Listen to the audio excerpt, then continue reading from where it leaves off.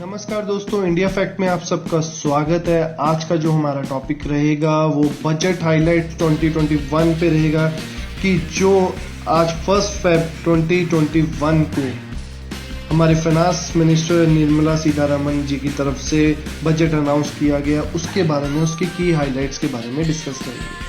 तो ये जो हम बजट के बारे में डिस्कस करने लगे हैं, इसमें हम सिर्फ फाइनेंस पॉइंट ऑफ व्यू से क्या इनकम टैक्स स्लैब रहेगी, क्या जीएसटी की कस्टम ड्यूटीज चेंज रही है, कहाँ पे कस्टम ड्यूटीज को चेंज किया गया, और इसके अलावा जो हमारे आईटीए ट्रिब्यूनल फेसलेस कैसे कैसे किया गया है, कौन कौन सी एग्जाम्पशंस, कौन कौन से सेक्शंस को इंक्लूड किया गया है, क्या कॉन्स्टिट्यूशन बॉडीज बनाई गई है, और इसके अलावा जो हमारा एग्रीकल्चर सेक्टर है, इंफ्रास्ट्रक्चर सेक्टर है, उस सारे 6 पिलर्स को लेकर जिसको बजट बनाया गया, उसके लिए मैं आपके लिए अलग से लेक्चर बनाऊंगा। तो हमारे चैनल के साथ बने रहने के लिए हमारे चैनल को लाइक करें, सब्सक्राइब करें और शेयर करना ना भूलें। तो चलते हैं हमारे आज के टॉपिक की ओर, बजट हाइलाइट्स 2021। तो निर्मला सीतारमण जी की तरफ से ये अनाउंस किया गया है। तो फर्स्ट पार्ट है जो मेजर चेंज लेकर आया है, उसमें क्या है कि 5 करोड़ से लेकर 10 करोड़ तक, जो 5 करोड़ की वैल्यू थी उसको 10 करोड़ तक लेकर गए हैं। उसमें क्या होगा कि कोई भी ऑडिट नहीं होएगा। The major move, the limit for the tax audit under the section 44AB has been increased from 5 crore to 10 crore। इसमें क्या था, जिसकी इनकम 5 करोड़ तक थी और जो डिजिटल पेमेंट्स 95% तक करते थे, उनको कोई भी ऑडिट की जरूरत नहीं पड़ा करती थी। अब क्या करा है हमारे बजट 2021 में जो लेकर आए, उस 5 करोड़ की लिमिट को 10 करोड़ तक इंक्रीज कर दिया गया। पर शर्त यही है कि कंडीशन ये है, मैंडेटरी है कि 95% जो भी उनकी पेमेंट होनी चाहिए डिजिटलाइजेशन मोड के अकॉर्डिंग होनी चाहिए, तो उसमें हमारा ऑडिट एग्जम्प्ट रहेगा। सेकंड है, अब चलते हैं डायरेक्ट टैक्स प्रपोजल। क्या क्या डायरेक्ट टैक्स प्रपोजल्स लेकर आए हमारे मिडलमैन के लिए या सीनियर सिटीजन्स के लिए। तो फर्स्ट है हमारा IT relaxation for the senior citizen for the 75 age and above. तो ये एक मेजर चेंज लेकर आए हमारा डायरेक्ट प्रपोजल में, जिसमें जो 75 ईयर्स से ज्यादा की उम्र वाले लोग होंगे उनको एग्जम्पशन दी गई है, कि उनको रिलैक्सेशन दी गई है कि उनको कोई भी आईटीआर नहीं भरनी पड़ेगी। और इसके लिए जो भी उनकी सेविंग्स करेगी, उनकी एफडीज या इनकम होगी और उस पर कोई टीडीएस बनता होगा, तो उसके लिए भी एक गवर्नमेंट ने नया सेक्शन क्रिएट करा है 194P, जिसके अंडर उनका टैक्स डिपॉजिट किया जाएगा। तो इसके लिए एक सेपरेट ही सेक्शन को बना दिया गया है, जिसका नाम है, नंबर है सेक्शन 194P। तो एग्जाम पॉइंट ऑफ व्यू से बहुत इंपॉर्टेंट है, हमें एग्जाम में पूछ सकते कि जो सीनियर सिटीजन के लिए है वो कौन सा नया section as per income tax में बनाया गया है, तो वो सेक्शन 194P है। अगला है, जिन भी लोगों का 50 लाख तक इनकम है, जिन भी पर्सन की, जो भी बिजनेस पर्सन की या कोई भी एनजीओ कॉर्पोरेट सेक्टर की 50 लाख तक इनकम है, जो भी टैक्स पेयर्स की 50 लाख तक इनकम है, और उनका अगर कोई डिस्प्यूट होता है, 10 लाख तक की इनकम का डिस्प्यूट रहता है, तो वो अंडर सेक्शन 245A नई बनाई गई कमेटी की ओर मूव कर सकते हैं, इसको अप्रोच कर सकते हैं। तो एक constitute of dispute resolution committee बनाई गई है, जिसमें कि 50 लाख तक के टैक्स पेयर होने चाहिए और उनका जो डिस्प्यूट रहेगा 10 लाख तक होना चाहिए।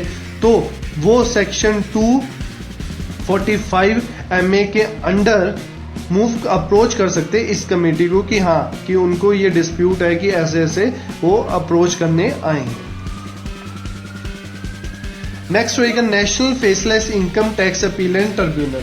तो नेशनल फेसलेस ITAT को बनाया गया अप्रोच करने के लिए। तो इससे पहले मैं आपको बता दूं कि इलेक्ट्रॉनिक मोड को प्रमोट करने के लिए जो 2019 के बजट में पहले से ही फेसलेस ई-असेसमेंट लेकर आ चुके थे, इसको लागू किया था। तो इसकी सफलता को देख के, इसके इम्प्रूवमेंट को देखते हुए national faceless faceless income tax appellate tribunal centre को भी लेकर आए हैं इस बजट 2021 में। तो बजट 2019 में क्या था कि जो फेसलेस ई असेसमेंट रहेगी उसमें क्या था कि ह्यूमन इंटरफेरेंस कोई भी नहीं रहेगी। जो टैक्स डिपार्टमेंट और टैक्स पेयर के बीच में है, इनकम टैक्स डिपार्टमेंट, पहले क्या होता था कि अगर कोई डिस्प्यूट रहता था तो जो भी टैक्स पेयर है उसको इनकम टैक्स डिपार्टमेंट में चक्कर लगाने पड़ते थे, अपनी फाइल्स को क्लियर करवाना पड़ता था। तो इसको देखते हुए डिजिटल मोड को इम्प्रूव करने के लिए और उसको इम्प्रूवमेंट के लिए और बढ़ावा देने के लिए इस फेसलेस को लेकर आई है गवर्नमेंट। तो इसलिए इस साल 2021 के बजट में IT-AT को भी फेसलेस कर दिया गया है कि कोई भी डिस्प्यूट रहेगा तो जो भी NGOs, कॉर्पोरेट सेक्टर या बिजनेस पर्संस को वहां ऑफिसेज में नहीं जाना पड़ेगा, वो फेसलेस रहेंगे, फेस टू फेस फिजिकली कोई भी जाकर उनसे कांटेक्ट में नहीं बात करेगा। नेक्स्ट है जो सबसे बड़ा झटका लगा है, ज्यादातर उम्मीद थी सभी सैलरीज पर्सन को कि इस साल कोविड-19 पैंडेमिक को देखते हुए टैक्स स्लैब्स चेंज रहेगा, LTC में कई हमें एग्जम्पशंस मिलेगी, कई फायदे मिलेंगे, पर इसमें सभी सैलरीज पर्सन्स को, कॉमन पर्सन्स को बहुत बड़ा झटका लगा है कि कोई भी टैक्स स्लैब चेंज नहीं रहा है। जो हमारा टैक्स स्लैब पिछले साल था वो ही रहेगा, तो इसमें कोई भी बदलाव नहीं है।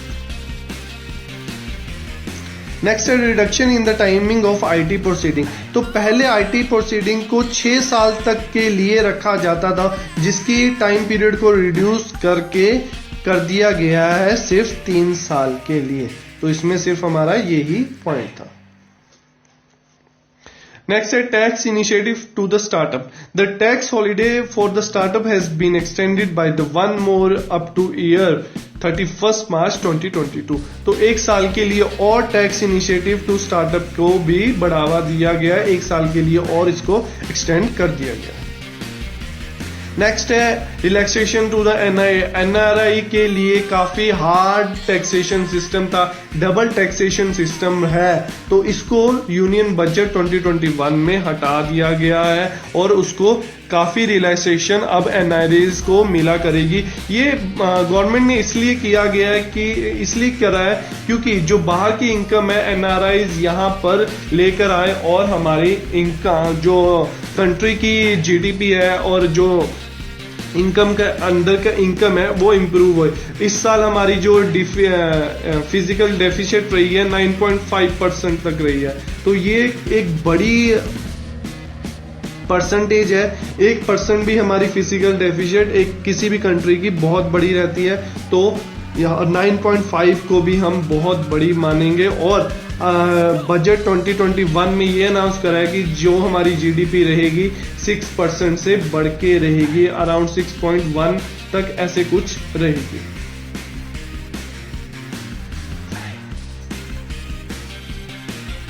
नेक्स्ट है pre filing of return to be forefront. तो प्री फाइलिंग पहले भी रहती थी कि 31 मार्च टापा और 31 मार्च आया तो 1 अप्रैल से लोग शुरू हो जाते थे अपनी इनकम टैक्स रिटर्न फाइल करने के लिए। तो इस साल भी इसको प्री फाइलिंग रखा गया और इसमें एक नया फीचर ऐड कर दिया गया है। जैसे हम प्री फाइलिंग करा करते थे तो हमारी जो सैलरी इनकम होती थी वो अपने आप आ जाती थी, हमारा जो TA होता था वो भी अपने आप आ जाता था, जो ट्रांसपोर्ट होता था।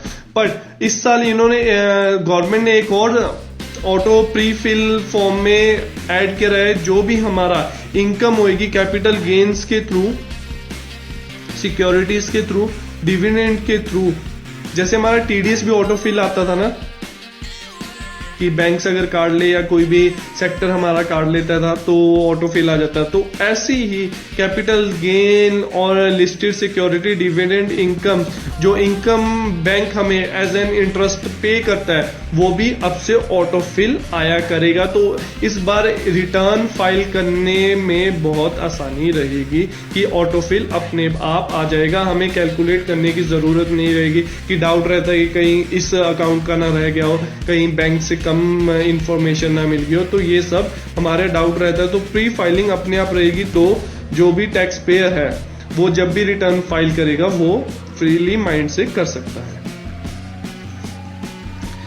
अगला है डिसअलाउंस ऑफ पीएफ कंट्रीब्यूशन। इसमें क्या है जी कि एक एम्प्लॉयर है, किसी एम्प्लॉय का पीएफ डिडक्ट कर लेता था पर वो जमा नहीं कराता था पीएफ ईपीएफ के ऑफिस में।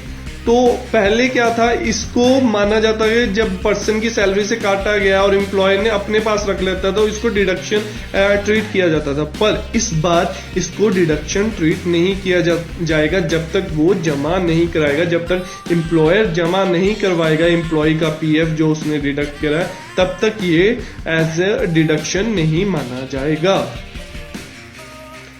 नेक्स्ट है सेक्शन 44 सीए स्टैंड अमेंड्स। तो 44 सीए को अमेंड किया गया सेक्शन को। इसमें क्या थी, जो स्टैंप ड्यूटी है 110% है, रेजिडेंशियल यूनिट की ट्रांसफर पर स्टैंप ड्यूटी लगती थी 110%, उसको बढ़ा के 120% तक कर दी गई है। Amendment to section 44 ADA। तो सेक्शन 44 ADA में पहले सभी एसएससीज को इंक्लूड किया जाता था for being the residence in India, पर अब से जो बजट 2021 में इसको अनाउंस करा है तो इसमें सिर्फ अब से रेजिडेंशियल इंडिविजुअल HUF और partnership firm other than LLP रहेंगे। ठीक है जी, तो बाकी सबको हटा दिया गया। अगला सेक्शन 80 EEA डिडक्शन एक्सटेंडेड। तो लास्ट ईयर जो बजट में सेक्शन 80 EEDA 1.5 लाख तक की डिडक्शन को इंक्लूड किया गया था, इंटरेस्ट पे ऑन द होम लोन उसको इंक्लूड किया गया था। ठीक है जी, उसको इस साल भी एक्सटेंड किया गया और 31 मार्च 2020 तक इसको एक्सटेंड कर दिया गया। ये तो था हमारा सारा डायरेक्ट टैक्स प्रपोजल के अकॉर्डिंग की डायरेक्ट टैक्स प्रपोजल क्या था। तो अब है हमारा इनडायरेक्ट टैक्स प्रपोजल में क्या क्या यूनियन बजट 2021 लेकर आया। तो सबसे पहले कॉपर स्क्रैप की ड्यूटी को रिड्यूस करके 5% से 2.5% तक कर दिया गया और जो special edition excise duty petroleum और हाई स्पीड डीजल पे लगा करती थी उसको भी रिड्यूस करा गया। सोलर इन्वर्टर्स को देखिए, लास्ट ईयर क्या जो भी हमारी रिन्यूएबल एनर्जी थी उसको बढ़ावा देने के लिए हमें काफी सब्सिडीज वगैरह दी जा रही थी और इस पर 5% तक जीएसटी रखा गया था, इसकी ड्यूटी जो थी 5% तक रखी गई थी। पर अब जो गवर्नमेंट बजट लेकर आई है उसको 2021 तक बढ़ा दिया गया है। Raise duty on the solar lantern 5% to 15%। इस कस्टम ड्यूटीज को इसलिए बढ़ाया गया है क्योंकि ज्यादातर सामान जो ज्यादातर ट्रेड है हमारा चाइना से रहता था या अदर कंट्रीज पे हम डिपेंड रहते थे, तो इंपोर्ट को कम करने के लिए तो ये ड्यूटीज को बढ़ाया गया है। ये ड्यूटीज बढ़ेगी तो ऑब्वियसली प्राइस बढ़ेगा। तो आत्मनिर्भर भारत को इंक्रीज करने के लिए तो सबसे मेन मोटिव हमारा जो बजट का 2021 का जो हम दूसरे लेक्चर में डिस्कस करेंगे, बाकी 6 पिलर्स के बारे में डिस्कस करेंगे। उसमें हेल्थ वर्कर्स के बारे में, हेल्थ सेक्टर के बारे में, पोषण 2.0 के बारे में बात करेंगे, स्वच्छ भारत 2.0 के बारे में बात करेंगे। तो उन सब सेक्टर्स के बारे में हम बात करेंगे। तो कस्टम ड्यूटीज को इसीलिए बढ़ाया जा रहा है कि आत्मनिर्भर जो भारत को है उसको बढ़ावा दिया जाए।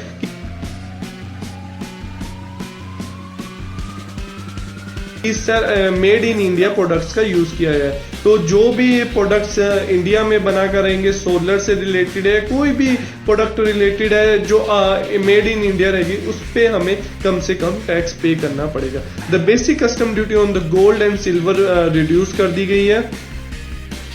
अब मेरा आपसे एक क्वेश्चन है, कमेंट बॉक्स में कमेंट करिए कि सबसे ज्यादा जो गोल्ड है हमारा कौन सी स्टेट से निकाला जाता है, कौन सी स्टेट में हमारा ज्यादातर गोल्ड अवेलेबल है। अगला agriculture infrastructure and development cess को भी इंक्लूड किया जाएगा जो कि पेट्रोलियम और डीजल पे लगाया जाएगा, जिसमें पेट्रोल पे 2.5 रुपीज इंक्रीज होंगे और 4 रुपीज डीजल में इंक्रीज रहेंगे। ठीक है जी। और एग्रीकल्चर प्रोडक्ट्स की कस्टम ड्यूटीज इंक्रीज करी गई है, जैसे कि कॉटन, सिल्क, अल्कोहल, इन सब को इंक्रीज किया गया।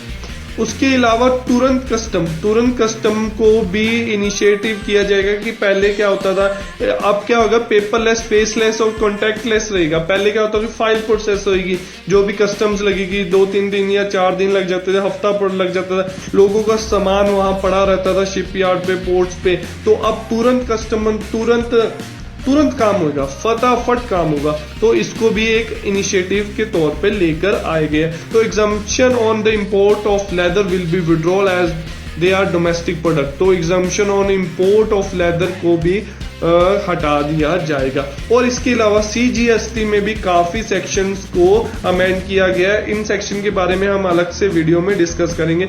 सिर्फ हम सेक्शन देख ले कौन कौन से। Section 16, section 50 of CGST act, section 35 and 44 को अमेंड किया गया। तो ये था आज का हमारा लेक्चर। तो ऐसे ही हमारे अमेजिंग फैक्ट्स और डेली अपडेट्स के लिए और SSC, IB और अदर स्टेट कॉम्पिटिटिव एग्जाम की तैयारी करने के लिए हमारे चैनल के साथ बने रहिए। हमारे चैनल को लाइक करें, सब्सक्राइब करना ना भूलें, नीचे जो रेड बटन आइकन दे रखा है उसको जरूर प्रेस करें। और मिलते हैं हम आपको अपनी नई वीडियो में।